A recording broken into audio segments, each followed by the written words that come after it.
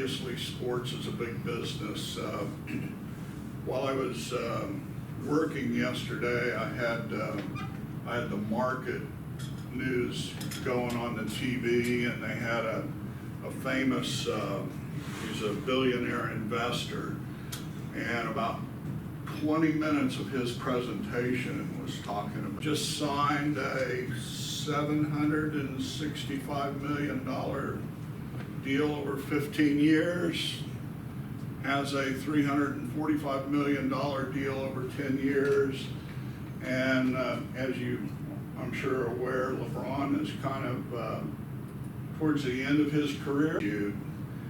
The only sources for athletic scholarships are from the foundation and from fees that the college generates. There can be no public money, as they define it. Won the national championship in football. You know what their nil investment was for that team? Anybody got an idea? Take a guess. For like one person or the whole team? For the whole team. 80 million. How many? 80 million. 8 million. K-State is that they don't spend any money that they don't have. So here's our revenue, here's our expenditures, and we're gonna make that work.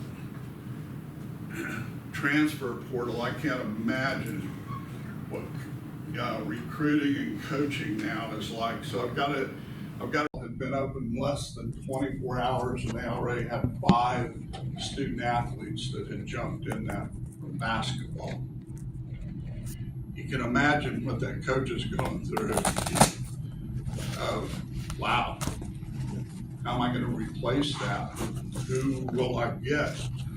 And then donor relations are very important from a coaching standpoint. That coach has to make the connection with donors to keep that money flowing.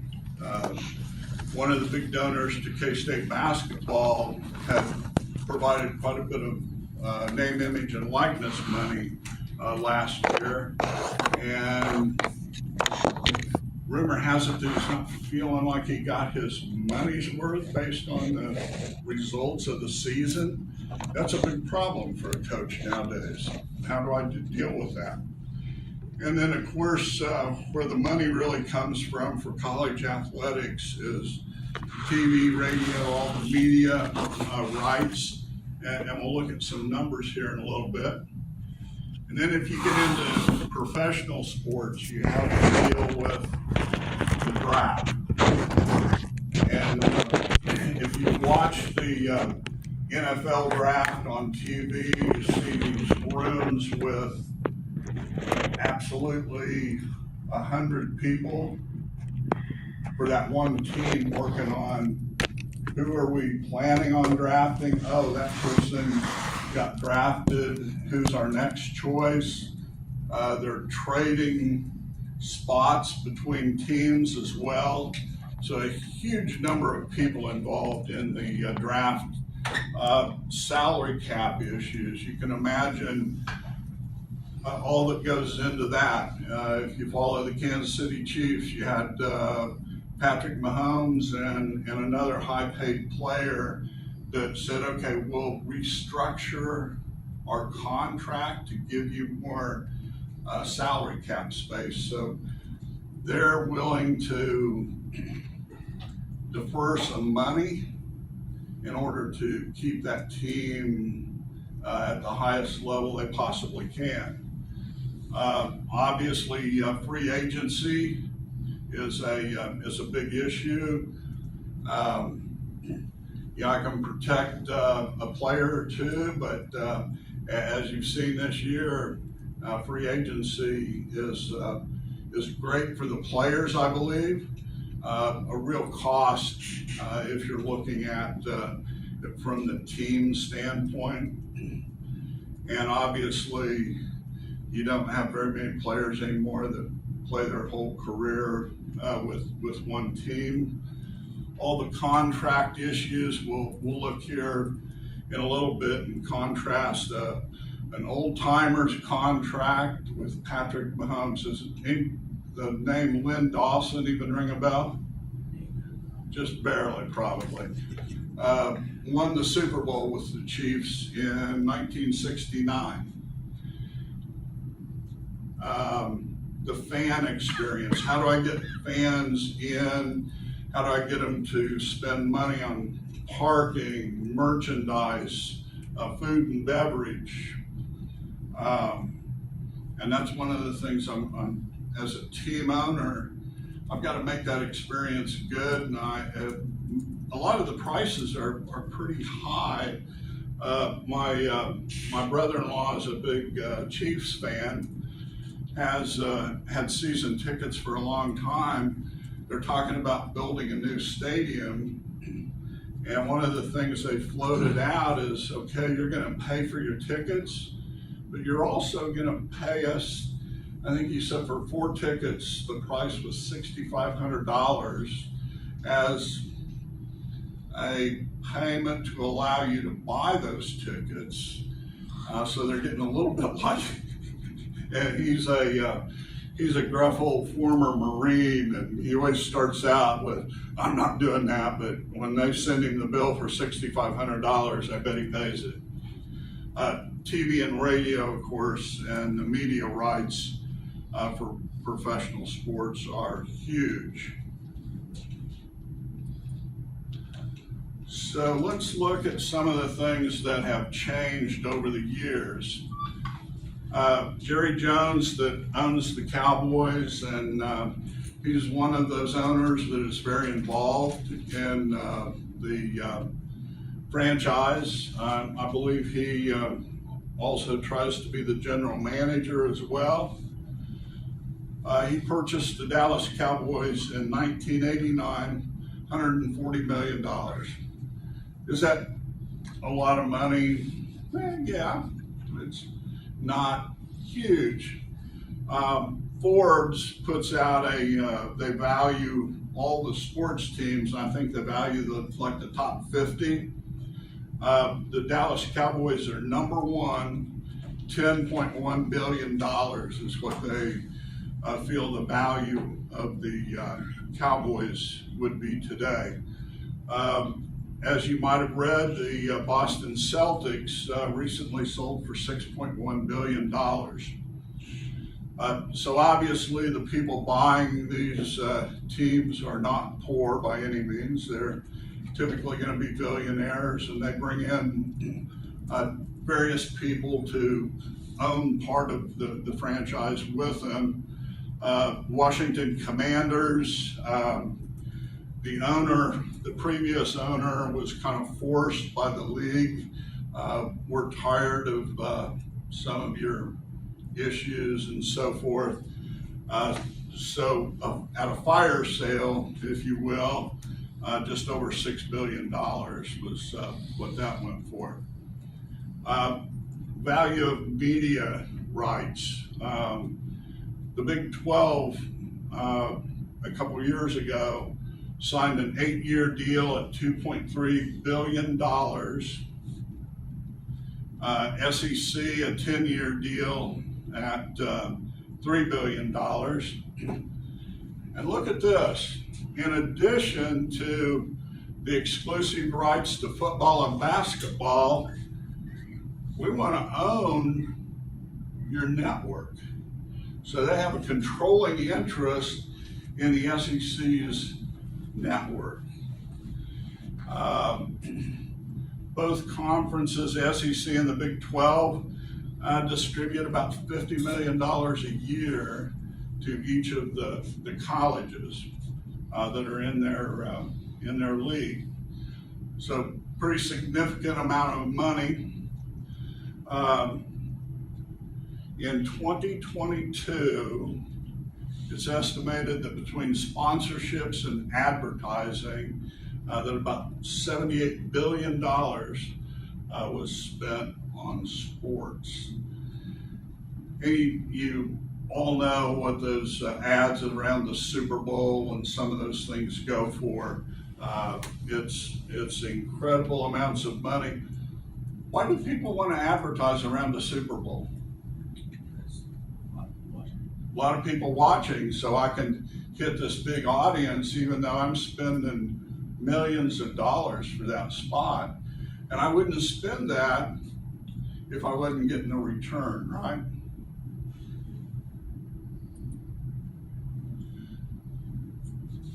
Another thing that's changed is the size and complexity of contracts. Len Dawson was not originally drafted by the Chiefs. His 1962 contract was for $20,000. He also, during the off season, sold insurance to help pay the bills. Now, Patrick Mahomes sells insurance, but he gets millions of dollars for doing the State Farm ads. Len Dawson was actually out selling insurance. After winning the Super Bowl, Super Bowl IV, was named Super Bowl MVP. Dawson had a 4-year contract, and the numbers I've always seen was for 4 years, $50,000 a year. So a nice bump from 20,000, but still nothing compared. It was a simple contract. You get $50,000 a year. We'll pay it out like this. Patrick Mahomes in 2020 signed that $10,450 million contract.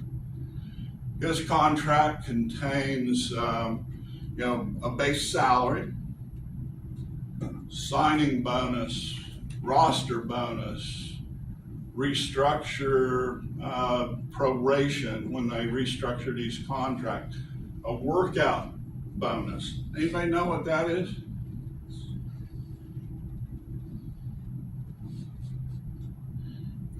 If he goes to those early season practices that he really doesn't have to, he gets a bonus for that. I think it's $1 million per year. Bonus for being MVP, a bonus for a conference championship, a Super Bowl win. He's got a no trade clause. And just to give you a little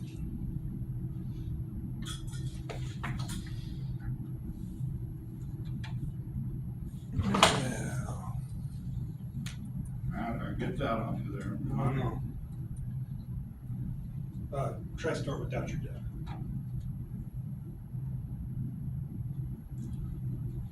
Oh, that did something bad.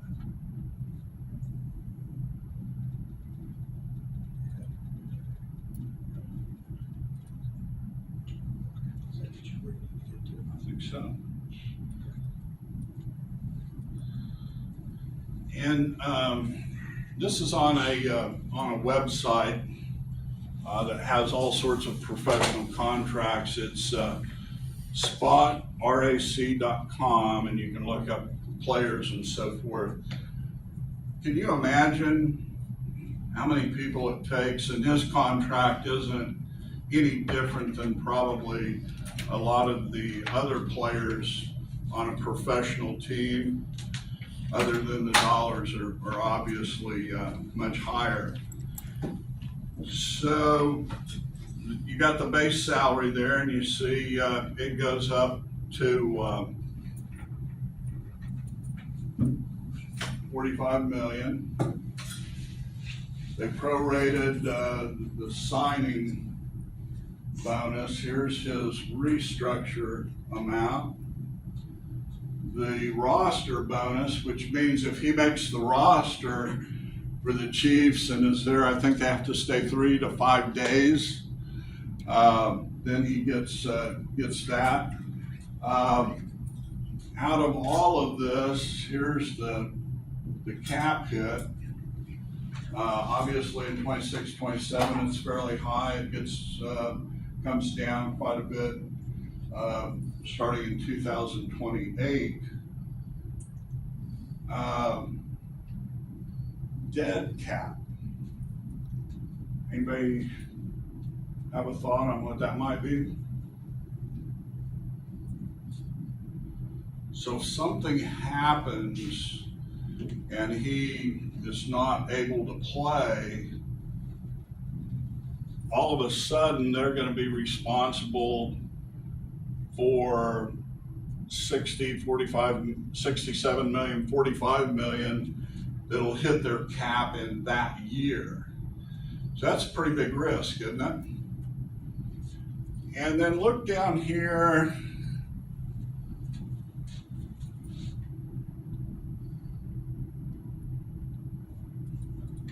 What's up here? GDT at signing.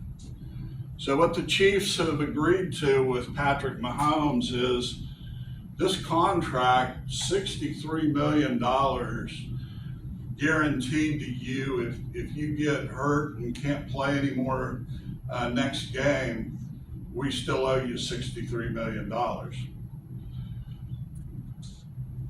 You can see as it goes out, it goes up to $141 million.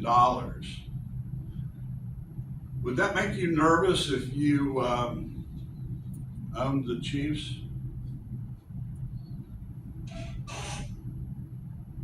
That's a huge risk, isn't it? I'd be so nervous. And do you think you can insure against that risk? Theoretically, you could, but it'd be what? Huge amount of money, because can a football player get hurt and have a career-ending injury? In a heartbeat. I was listening to one of the owners of one of the teams in the NFL, and I can't remember, he said, I can't afford the insurance on these things. He said, yeah, you can get it through Lloyd's of London. He said, it's so expensive, I can't even come close to owning that. And the contract keeps going probably a bit after his playing career. So I not only pay while he's playing, I pay after that. Magic Johnson probably doesn't ring a very strong bell with anybody, does it? He had a unique contract with the Lakers. I believe it was signed in 1980. It was one of the biggest contracts in professional sports at the time. It was, how much do you think? How much? $25 million. They were going to pay him $1 million over 25 years. And it's like, wow, that's the biggest thing ever. You can see it wasn't, but they took on a responsibility of paying him long after his playing days. Why would you give Patrick Mahomes a contract like this? Put yourself in the shoes of the owner of the Chiefs. That's an awful lot of money every year, isn't it? Franchise players, like They want to keep him, and why do they want to keep him? Not only winning, but that sells a lot of merchandise, makes the media rights worth more. They expect that they're going to make more than what they're paying him here, right? Nobody held a gun to their head to pay that. So they obviously are like, okay, we're doing this, but we expect that we'll make more money off of the deal. Do you think it's worked so far? I mean, they seem to get a lot more publicity, sell a lot more stuff than they used to, not only in Kansas City, but you go anywhere in Kansas and you see a lot of Chiefs stuff, don't you? Not necessarily the case. Over the years, they didn't win quite as much.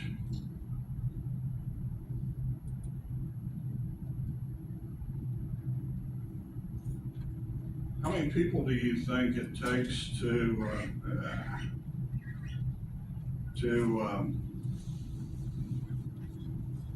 track all these contracts? Sure, some of it's automated, but a lot of that, you have to have somebody that goes through that contract. Okay, it's time to pay this, it's time to pay that. There's been a lot of rule changes over the years that have made athletics a big business. We talked a little bit about the transfer portal that started in 2018. When I was on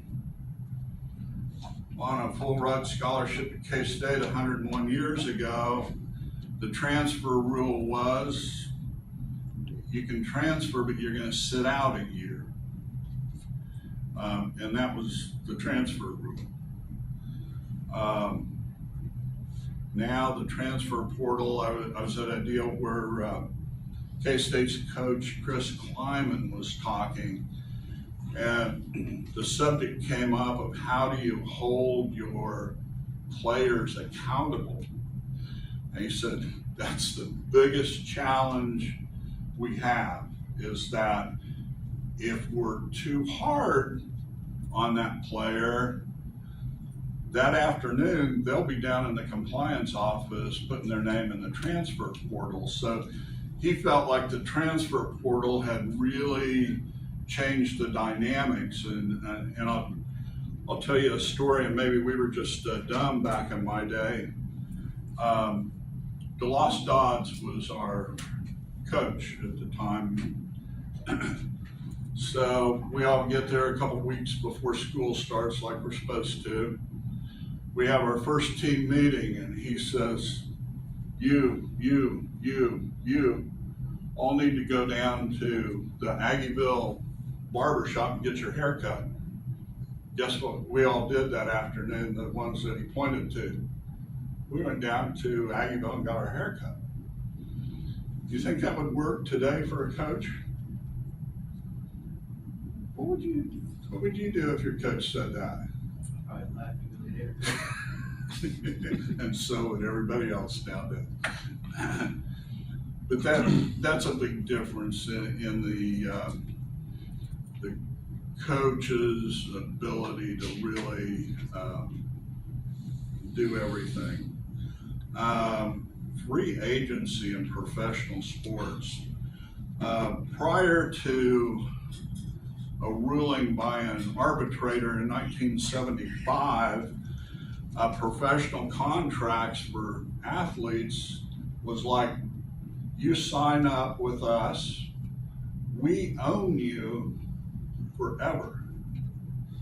So you can't make a deal with the Oakland Raiders to go there because we own your contract.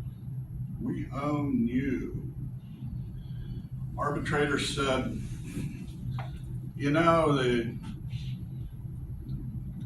we see what that says, but in our opinion, it's not unrestricted. You don't really own that person forever. And that's what started free agency in 1976 in baseball. And immediately, once free agency started, the salaries started to increase exponentially. Scholarship limits. In the NCAA, there were no scholarship limits prior to 1977. There were some dynasties back in the 60s, 70s in college athletics, weren't there? Who won a lot of national championships in basketball during that time frame?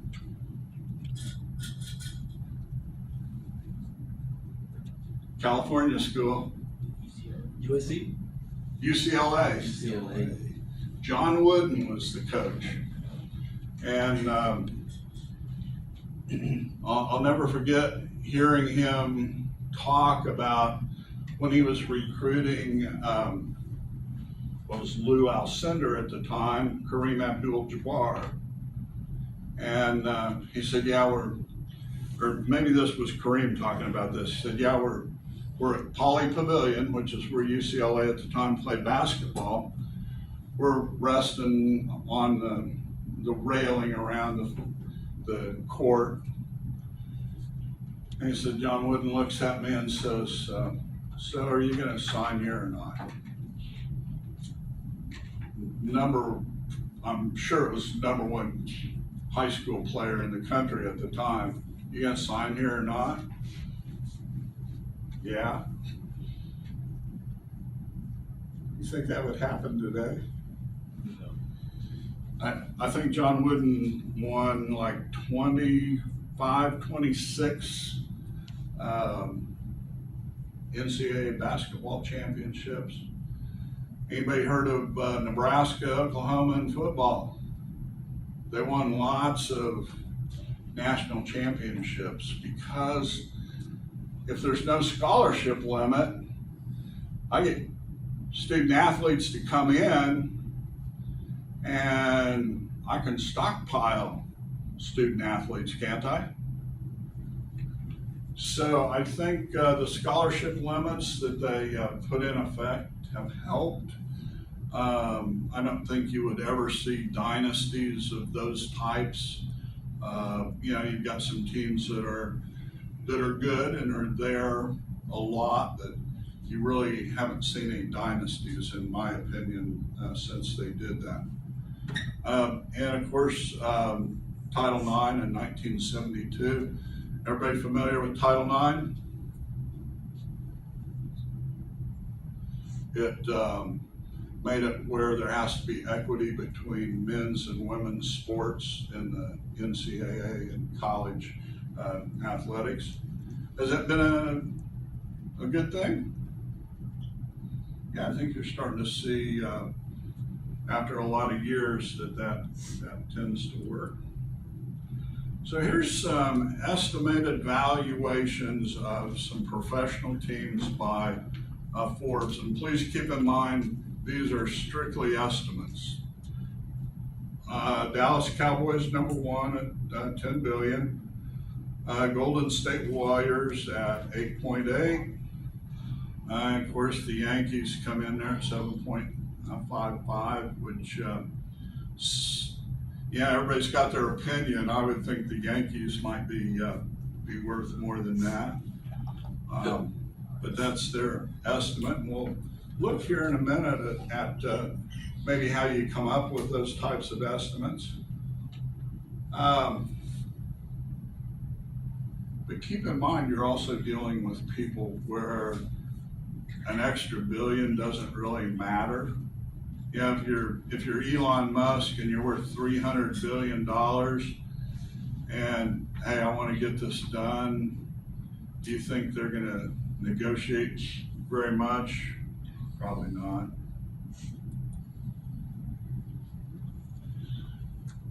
I've always thought, can you imagine what it feels like driving home after you've signed the paperwork and now you own professional team XYZ?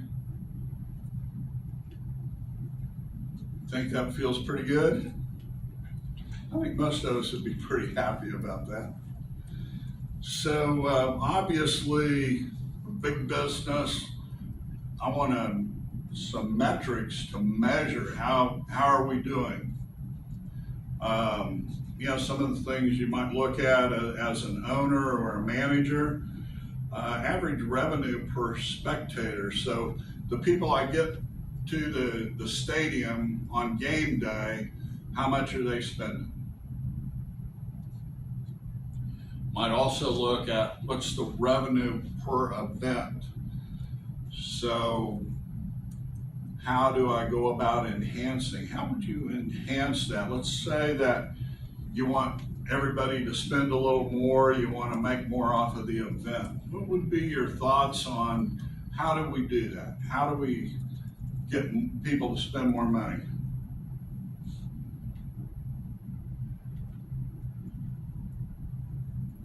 Like advertising. Do what? Advertising. advertising might be a way. I could do some special things for season ticket holders. My brother-in-law got to go through the broadcast booth, and when Lynn Dawson was still on the crew, and the one thing they told him before we go in: do not bother Mr. Dawson. My brother-in-law probably did, but that was the rule anyway. Anything else you might do? How about the luxury boxes that have become so big? Does that help enhance revenue?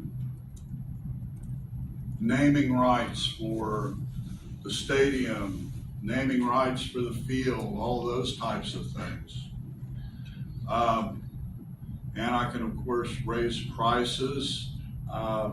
People don't seem to be too sensitive to the prices they pay at athletic events. You know, you get a $5 Coke, a $10 beer, all those types of things. And then the off-field revenues, so media rights, sponsorships, the merchandising, the licensing. Why do companies want to be Ford is the official truck of the NFL? Why do I want to do that if I'm Ford? So my name's out there, right? And it's I'm probably reaching my target audience pretty well. So it's worth a lot of money. You see some of these naming rights for stadiums, they're several $1 million. Is that beneficial? Man, you get your name out there. Always laugh. My wife used to work at Intrust Bank, and they'd get a lot of calls once they had the naming rights for Intrust Arena, that people would call with questions about tickets and things, because, well, Intrust Bank is, no, we just have our name on it. We don't sell tickets here. A lot of the analytics, and we talked about the high risk of major sports.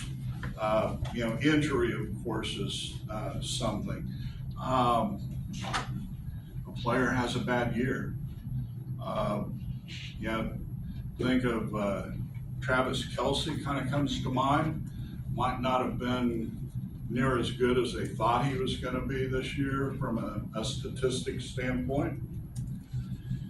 Has it been valuable for the NFL to embrace his relationship with Taylor Swift? Why do you think they're so happy to have that relationship? Brought in a lot of new people that you might not have otherwise had, right? A lot of young girls interested in football all of a sudden. So you have all of these risks, so they use a lot of financial modeling, looking at all sorts of variables that affect not only the value of the player, but the value of the franchise, but performance, age, injury history, contract value, how much cap space. And, a lot of times it's not that, okay, we're going to let that player go because we don't like that player, they're not playing well. It's, we don't have the money for that player.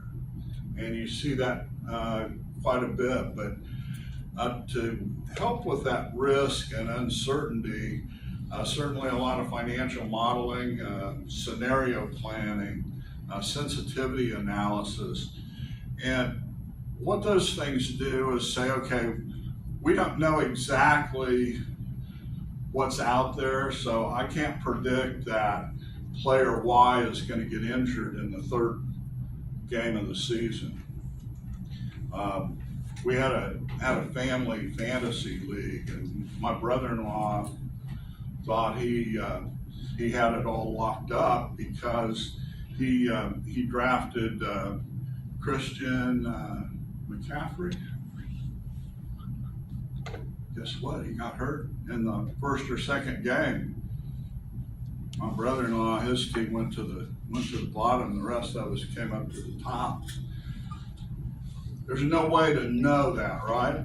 So with scenario and sensitivity analysis, it allows you to say, I don't really know all the risks that are out there. I heard somebody describe risk as that's all the things out there after I've considered everything I know. So it's that stuff that's out there that you don't know it's coming, but you know it could happen. So what it does with sensitivity analysis in particular and scenario, it says, okay, here are 10 scenarios that could occur. And so that allows you to look as a manager or an owner and say, wow, here's a really bad case. Here's the worst case. Here's the best case. And we'll hope we're somewhere in the middle. But it allows you to kind of see that risk without saying, oh, wow, player number 10 might get injured in the first game. So here's some things that are driving the values of these teams. So obviously ticket sales. Are ticket sales anymore your biggest thing? No, it's TV rights. Obviously merchandise sales, but I do want the arena or the stadium full, don't I? As much as possible. When Jerry Buss bought the Lakers in the 70s, attendance was horrible. So he started thinking of what things could I do to make attendance better. What do you think ran through his mind? I'm sorry? Yeah. And make it a show. The Lakers in the 80s were Showtime, I think was kind of their tagline. Not only do I have to be good on the court, but he also, that's what started the Laker girls, was, hey, I can get people in because of this atmosphere of a party, of fun, while I'm building the team. And obviously the team he put together got people there, and I can't even imagine what Jack Nicholson, all these stars were sitting on the floor all of a sudden. I can't imagine what those tickets go for. The media rights, the sponsorships, league generated revenue. Obviously, that's offset by some expenses. Number one for any team is going to be the player salaries, stadium maintenance, maybe leases. Who builds and pays for most of the new stadiums? They usually ask the taxpayers. The Chiefs won a new stadium, and they had put it up for a vote if the voters were willing to put up a whole bunch of money for a new stadium. It didn't fly. Guess who was at the Chiefs' door right after that? The state of Kansas. Hey, would you want to come over to the Kansas side and have a new stadium? Well, then that put a little pressure back on Missouri to try to keep the stadium there. And I don't know where they're at, but the taxpayers were like, no, we think that Clark Hunt has $100 billion. Maybe he can fork over some money to do that. Why would an owner leave it up to the city or the county to fund your stadium?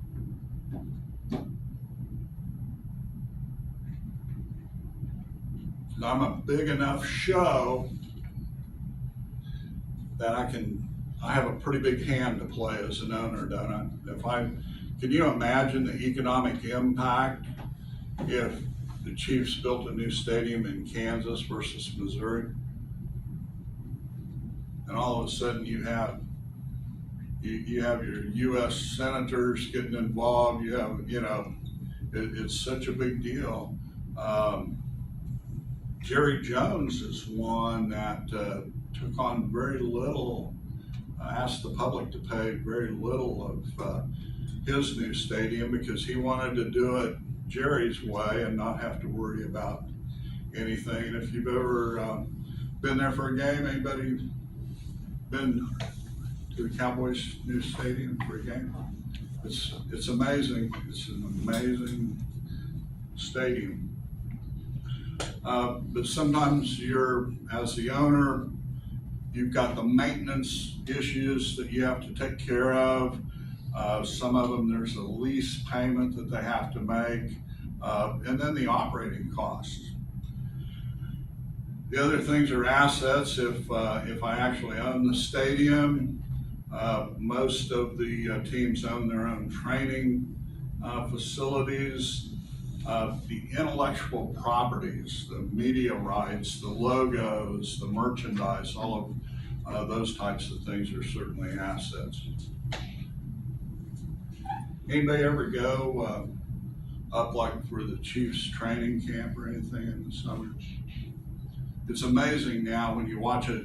I haven't gone since I was about 14 years old, but it's amazing to watch how it's become such a big deal.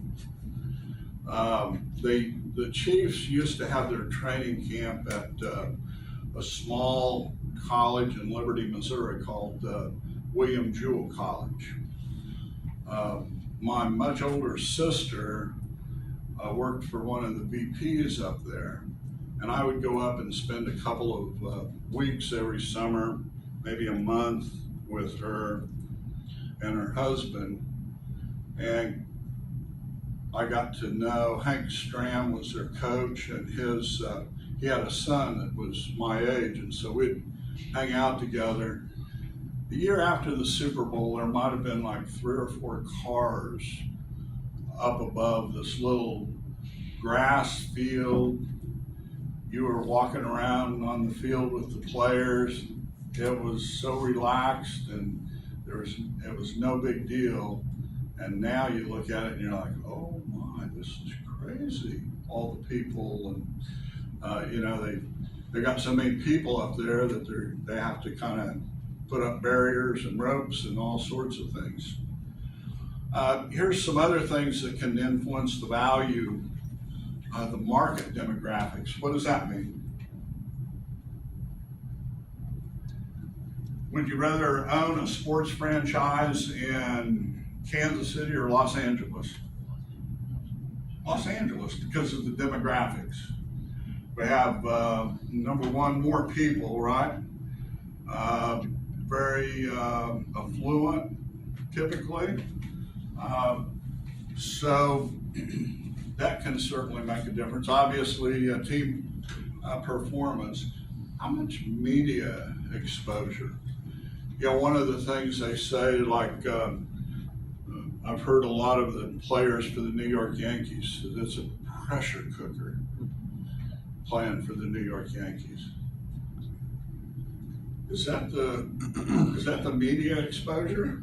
Sure, they're analyzing everything, even though the person analyzing may have never played baseball in their life. they can tell you why so-and-so isn't hitting as good as the experts think they should. And, but that media exposure is also what makes the New York Yankees the New York Yankees, right? Fan engagement. Do I really have fans that are really diehard? What team, name a football team that you think has really strong fan engagement?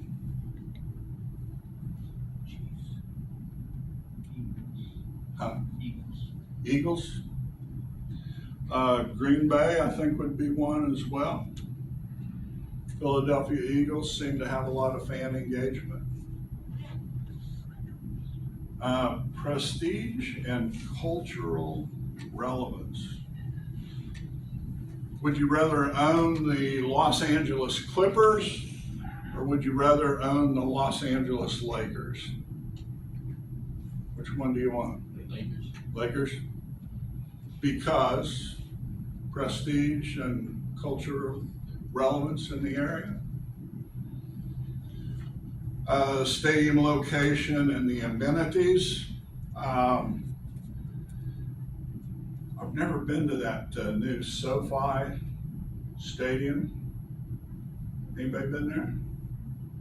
Well, from TV, it looks amazing. Lots of amenities, right? And then the league strategies for revenue sharing, especially important for those in small markets. Hard to have a team in a small market like the Oklahoma City Thunder, Kansas City Chiefs. Those are considered small markets. So if the league helps that in any way, kind of important. I was listening to someone that owned a NHL team. And he said one of the neat things about hockey is we all have the same money we can spend. You can spend more, but you have to pay a tax that is divided up among what they consider the small market teams. So how do we come up with these valuations? One is, how much cash flow does that team produce? So if I have a team that kicks out 100 million of free cash flow every year, and another team over here kicks out 10 million, which one would you pay more for? You're gonna pay more for the ones that pays you more money, right? That you make more money off of. And that's the idea here. Market approach. Hey, what if the last team or two that are somewhat comparable, what did they go for? And then the third one, it's an approach. I certainly am not a big fan of it, of looking at what's the fair market value of the assets. So what would these assets sell for? And then what are the liabilities? To me, the real way to do it is that cash flow approach. Any discussion, thoughts, questions?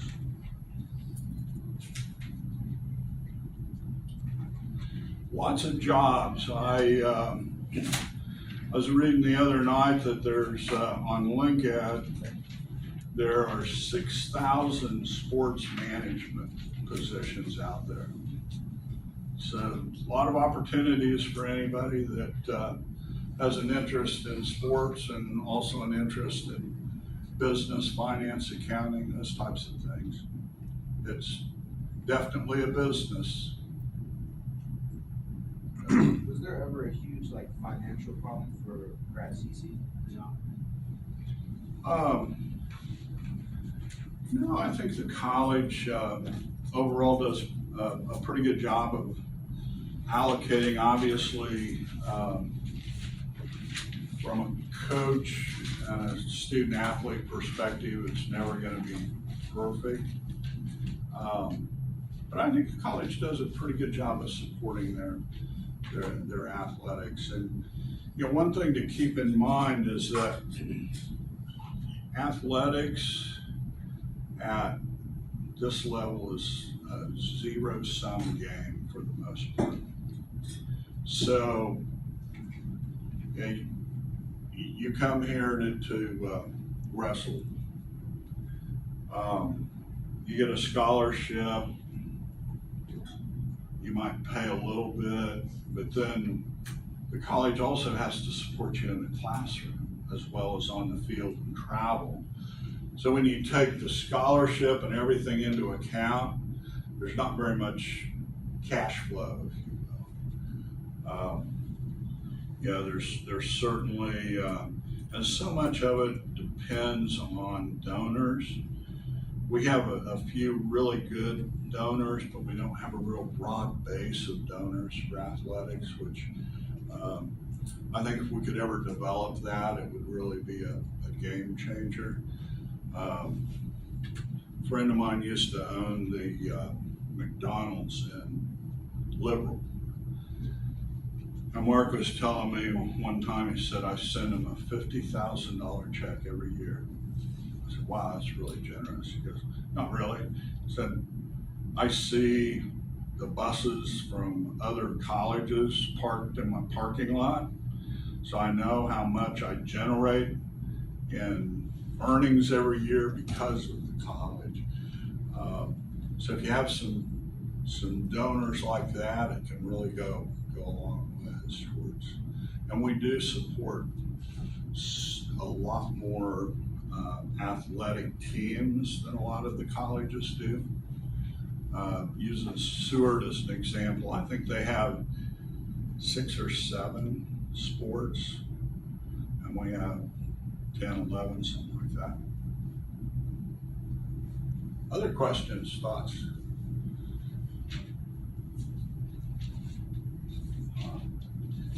I appreciate your attention and interaction. Do we have any others?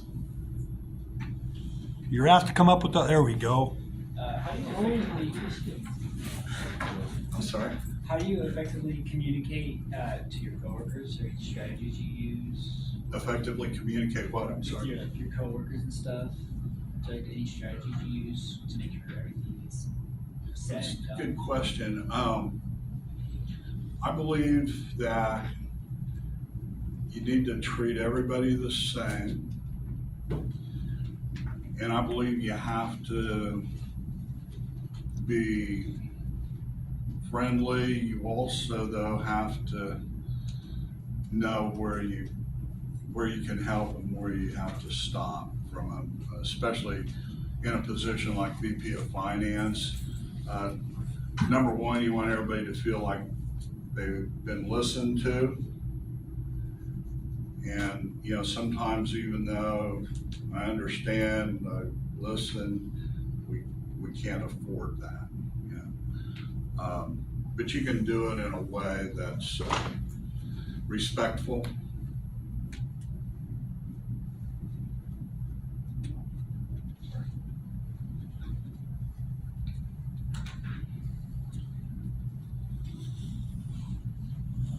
Anybody else? One of the best things I was ever taught, my father was a partner in a stock brokerage firm, and he always said, you know, when you're dealing with somebody, think about being on their side of the table. And I always thought that was really good advice. How's that person feel about this? What's their concern? What's their goal? It's not just what my goal is, it's listening and putting yourself in that person's shoes. Anything else? Do we have another one? How do you ensure that Pratt campus facilities meet the needs of students and staff?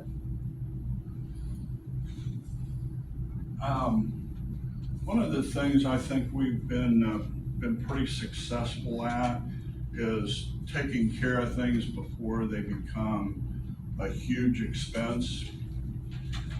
So if the roof is leaking over here, we're gonna get somebody out here to check that out. We're not gonna, well, you know, we're a little short on money, we're gonna spend the money to fix it. Same thing in the residence halls, if a student, hey, the window needs to be replaced, we're gonna replace that window. Hey, there's mold in my bathroom, somebody's gonna be over there and take care of that. So I think incrementally, and we've also used a 5-year plan, which I think is helpful. You know, it's real easy to ignore the maintenance of buildings. And I see it over and over, especially at the Regents universities. They'll have a leak and they'll say, oh man, that's leaking. Oh well, they go on to the next thing. One thing I think has led to that is, oh my gosh, look at this. And I saw this with K-State. Perfectly good business building, it was old, but things started like roof leaks and stuff, and they're like, yeah, it's leaking.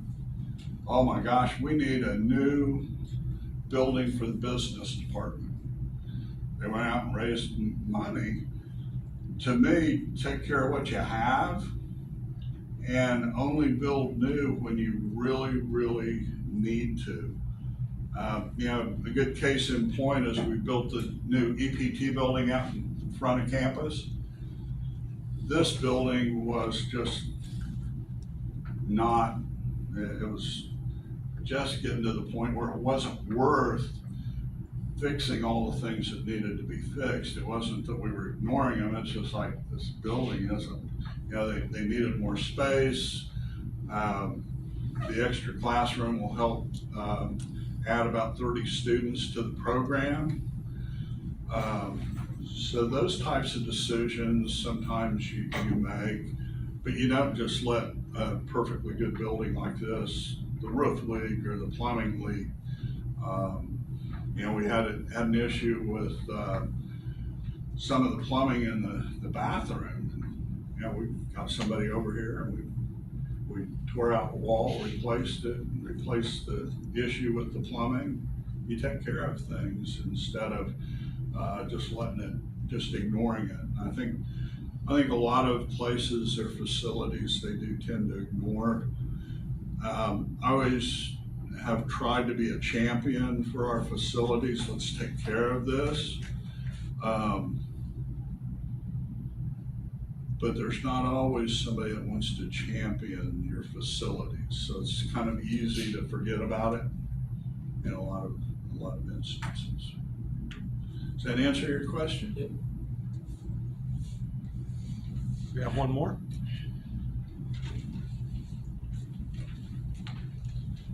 And what advice would you give to someone who's looking into working operations and finance? To streamline? I think as we transition to new software will be a huge efficiency. Software we have now is Great Plains Dynamics, and it handles the business office side of things. Power Campus takes care of the student side of things. There's another software called PowerPhase that takes care of scholarships. And so then you have to try to get these 3 separate softwares to all talk. And the system is old enough that to create reports is just painful. Whereas the new software will have what they call a data lake. So even somebody like me that doesn't know all of the tables and where things are at, like our computer center, I'll be able to create a report. without having to have a lot of technical knowledge. I think that'll be a real game changer for the whole operation of the college from an administrative standpoint. One thing now, like with our capital assets, it's on a homegrown system because the system we have doesn't have a module that takes care of putting things into capital assets. New software, when you put in the purchase order, you assign it to capital assets in the right place. So it's there from day one without somebody having to go through at the end of the month, the general ledger, and oh, here's something that needs to be over here. So I think that's one of the big things. Large investment for the college, but I think everyone will benefit from it. And I'm still anxious to see if AI will do all of the things it says it will. I don't believe it's gonna get rid of a lot of people. I think it will help people to spend time on important things like our students. I remember years and years ago when I was at Boeing, they were gonna have a paperless office. And everybody was up in arms. Oh my goodness, it'll replace people, that it'll just be devastating. I've got some friends that still work, they work for Spirit, which is gonna become Boeing again. Nothing's changed. Yeah, they still use paper for things. So I always think people overreact. Will AI be helpful? I have a daughter that's in her second year of law school. I have an older son that's involved in IT. And he's like, why is she going to law school? AI will get rid of all the attorneys. I'm like, not thinking so, but we'll see what happens. I just don't think it's going to be like that. Will it help you to be more effective as an attorney or a CPA? Absolutely. But it's not going to replace people, I don't think. Does that answer your question? Yeah. All right. Well, let's give Mr. Adams a round of applause and thank him, please. Great questions, by the way.